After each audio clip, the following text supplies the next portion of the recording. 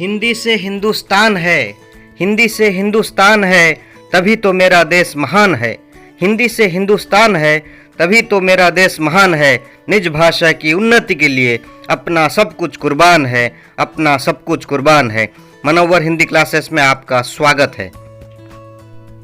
आज पढ़ेंगे संज्ञा और उसके प्रकार भाग 2। इसमें हम पढ़ेंगे द्रव्यवाचक संज्ञा, समूहवाचक संज्ञा और भाववाचक संज्ञा। पहले भाग में हम पढ़ चुके हैं संज्ञा क्या है, संज्ञा कितने प्रकार के होते हैं, व्यक्तिवाचक संज्ञा क्या होता है, जातिवाचक संज्ञा क्या होता है और व्यक्तिवाचक संज्ञा जातिवाचक संज्ञा में अंतर क्या है, ये सब हम पढ़ चुके हैं। लेकिन आज पढ़ेंगे द्रव्यवाचक संज्ञा, समूहवाचक संज्ञा और भाववाचक संज्ञा। द्रव्यवाचक संज्ञा, द्रव्य या पदार्थ का नाम बताने वाले शब्द को द्रव्यवाचक संज्ञा कहते हैं। इतना याद रखिए, द्रव्य या पदार्थ का नाम, द्रव्य या पदार्थ का नाम बताने वाले शब्द को द्रव्यवाचक संज्ञा कहते हैं। जैसे आटा, लकड़ी, घास, दाल, चावल, तेल, घी, दूध आदि। वैसे धातु भी हैं, सोना, पीतल, चांदी, लोहा आदि। ये सब एक एक द्रव्यवाचक संज्ञा हैं।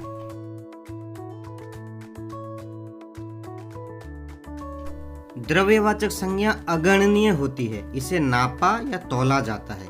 इसे हम गिन नहीं सकते, 1 2 3 4 करके ऐसे करके हम गिन नहीं सकते। इसको हम नाप सकते हैं। जैसे देखिए चावल, चावल एक द्रव्यवाचक संज्ञा है, इसको हम तौल सकते हैं। जैसे 5 किलो है, 10 किलो चावल या 50 किलो चावल, चावल को हम तौल सकते हैं। यह द्रव्यवाचक संज्ञा है, चावल एक द्रव्यवाचक संज्ञा। उस तरह आटा, यह आटा है, आटा भी एक द्रव्यवाचक संज्ञा है। राशन के दुकान में जो भी मिलता है, देखिए दाल है, चावल है, आटा है, यहाँ जो भी मिलते हैं ये सब एक एक द्रव्यवाचक संज्ञा है। उस तरह दूध, दूध भी द्रव्यवाचक संज्ञा है। दूध हम पीते हैं रोज, यह सेहत के लिए अच्छा है, दूध द्रव्यवाचक संज्ञा है। तेल, कोई भी तेल लो, सरसों का तेल हो या नारियल का तेल हो, तेल द्रव्यवाचक संज्ञा है। सोना द्रव्यवाचक संज्ञा है। समूहवाचक संज्ञा, जिस शब्द से अनेक प्राणियों या वस्तुओं के समूह का बोध होता है उसे समूहवाचक संज्ञा कहते हैं। अनेक प्राणियों के समूह का बोध होता है या अनेक वस्तुओं के समूह का बोध होता है। जैसे दल, परिवार, गुच्छा, झुंड, कुटुंब, कक्षा, टोली, मंडली, सभा, सेना आदि। ये सब एक एक समूहवाचक संज्ञा है। देखिए परिवार, परिवार एक समूहवाचक संज्ञा। किसी एक व्यक्ति से परिवार नहीं हो सकता। इसमें देखिए गुच्छा है, चाबी का गुच्छा, तो यह गुच्छा भी एक चाबी से गुच्छा नहीं बनता है। झुंड, देखिए हाथी का झुंड, एक हाथी से झुंड नहीं होता है, अनेक हाथियों का समूह से झुंड होता है। देखिए टोली, टोली मतलब ग्रुप, लड़कियों का टोली। देखिए सभा हो रहा है, सभा में बहुत सारे लोग इकट्ठा होते हैं, इसलिए समूहवाचक संज्ञा। भीड़, देखिए रास्ते में भीड़ है, भीड़ भी एक समूहवाचक संज्ञा है, भीड़ में बहुत सारे लोग रहते हैं। सेना, सेना में कोई एक सैनिक नहीं होता, अनेक सैनिकों से सेना बनती है। देखिए कक्षा, कक्षा मतलब अनेक छात्र या छात्राओं का समूह, इसलिए समूहवाचक संज्ञा। देखिए फिर से परिवार कहने से माता, पिता, भाई, बहन, जहाँ सब मिल करके रहते हैं, एक समूह में रहते हैं, इसलिए समूहवाचक संज्ञा। परिवार एक समूहवाचक संज्ञा है। अनेक चाबियों के समूह से चाबी का गुच्छा बनता है, इसलिए गुच्छा भी एक समूहवाचक संज्ञा है। जंगल में हाथी एक ग्रुप में रहते हैं, झुंड में रहते हैं, यानी वे एक समूह में रहते हैं, इसलिए झुंड एक समूहवाचक संज्ञा है। देखिए लड़कियों का टोली, टोली मतलब एक ग्रुप। जब हम खेलते हैं ऐसे टोली बनाकर खेलते हैं, 2 3 4 टोली बना देते हैं, वहाँ कंपटीशन कुछ करते हैं, हम खेलते रहते हैं, तो टोली एक समूहवाचक संज्ञा है। देखिए सभा, सभा कहने से बहुत सारे लोग इकट्ठा होते हैं सभा में, इसलिए सभा भी एक समूहवाचक संज्ञा है। बहुत सारे सैनिक इकट्ठा होते हैं तभी सेना बनती है। देखिए हमारी भारतीय सेना कितनी सुंदर दिखती है, सेना समूहवाचक संज्ञा है। तो ये थे सभी समूहवाचक संज्ञा के उदाहरण। अब देखेंगे भाववाचक संज्ञा। तो भाववाचक संज्ञा किसे कहते हैं? जिस शब्द से किसी पदार्थ की अवस्था, दशा या भाव का बोध होता है उसे भाववाचक संज्ञा कहते हैं। जैसे क्रोध, भाव, सौंदर्य, प्रेम, बचपन, बुढ़ापा, ममता, लिखावट आदि। भाववाचक संज्ञा के कुछ अन्य उदाहरण देखिए। मेरा बचपन खेलकूद में बीता। तो यहाँ बचपन शब्द बच्चा होने के भाव का बोध हो रहा है, इसलिए बचपन एक भाववाचक संज्ञा है। सुरेश और रमेश में दोस्ती है, तो दोस्ती शब्द दोस्त होने का भाव बोध हो रहा है, इसलिए दोस्ती एक भाववाचक संज्ञा है।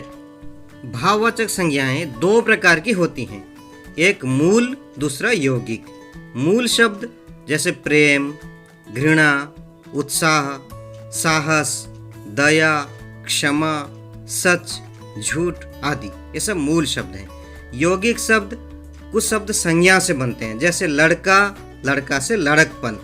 याद रखिए, लड़का एक जातिवाचक संज्ञा है, लेकिन लड़कपन भाववाचक संज्ञा है।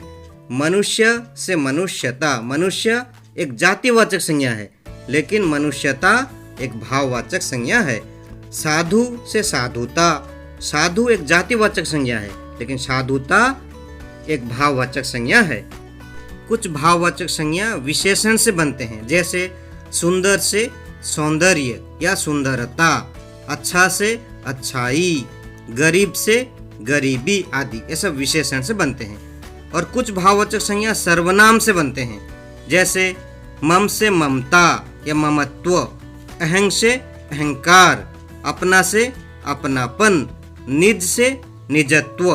और कुछ भाववाचक संज्ञा क्रिया से बनती हैं, जैसे मारना से मार, पढ़ना से पढ़ाई, लिखना से लिखावट, चिल्लाना से चिल्लाहट, बचाना से बचाव। तो ये थे भाववाचक संज्ञाएं। कुछ भाववाचक संज्ञा अव्यय से बनती हैं, जैसे दूर, दूर एक अव्यय है, दूर से दूरी, दूरी भाववाचक संज्ञा है। निकट से निकटता, अधीन से अधीनता, निकट एक अव्यय है, लेकिन निकटता भाववाचक संज्ञा है। अधीन एक अव्यय है, अधीन से अधीनता भाववाचक संज्ञा है। अब आत्म परीक्षण, सेल्फ टेस्ट, फुल नंबर 10। एक पेन ले लो, पेपर ले लो, वहाँ 1 2 3 4 5 ऐसे 10 तक लिख दो। प्रश्न आएगा, प्रश्न को ठीक तरह समझो। ऑप्शन रहेगा ए, बी, सी, 3 ऑप्शन में से जो तुम्हें सही लगता है उस पेपर में लिख दो। टाइम आउट खत्म होने के बाद फिर दूसरा प्रश्न आ जाएगा। इस तरह 10 प्रश्न आएंगे।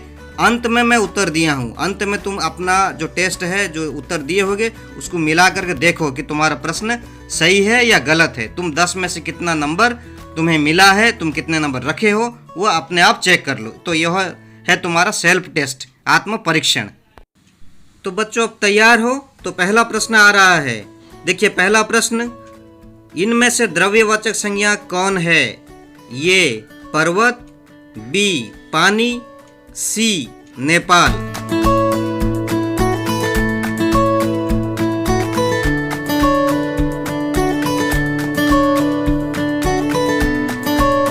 Time out. दूसरा प्रश्न, इनमें से भाववाचक संज्ञा है डैश। ये गरीबी, बी तेल, सी टोली।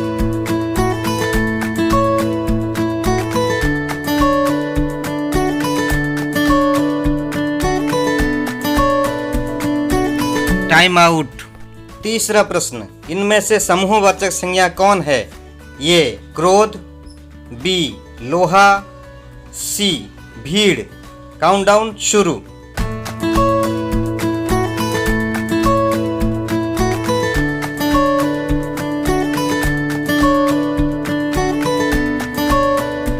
Time out. चौथा प्रश्न, मानव शब्द का भाववाचक संज्ञा रूप बताइए। ये मानवी, बी मनुष्य, सी मानवता। तुम्हारा काउंटडाउन शुरू।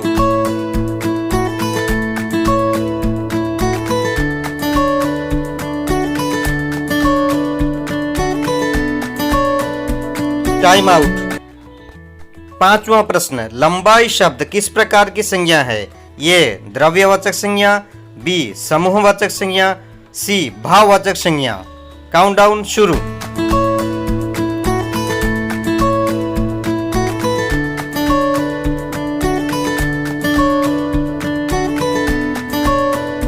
Time out. प्रश्न नंबर 6, लकड़ी किस प्रकार की संज्ञा है? ये द्रव्यवाचक संज्ञा, बी समूहवाचक संज्ञा, सी भाववाचक संज्ञा। काउंटडाउन शुरू।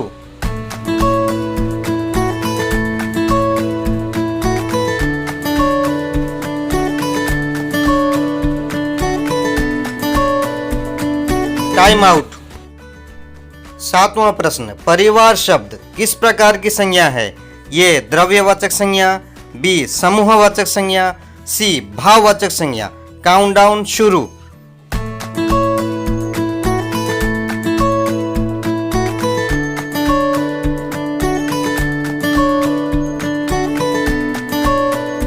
Time out. 8वां प्रश्न, तुम मुझे खून दो मैं तुम्हें आजादी दूंगा। इस वाक्य में भाववाचक संज्ञा कौन है? ये तुम, बी खून, सी आजादी। काउंटडाउन शुरू।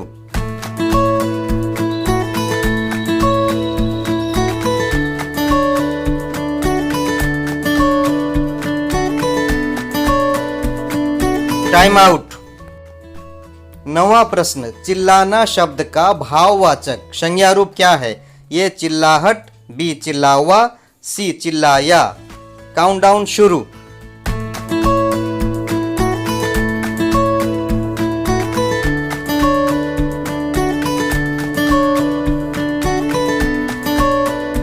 Time out.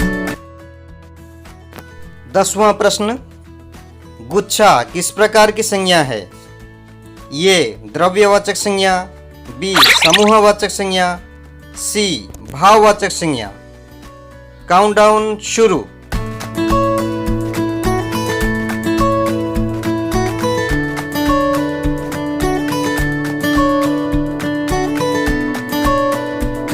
Time out. अब खुद चेक कर लो किसे कितने नंबर मिले हैं।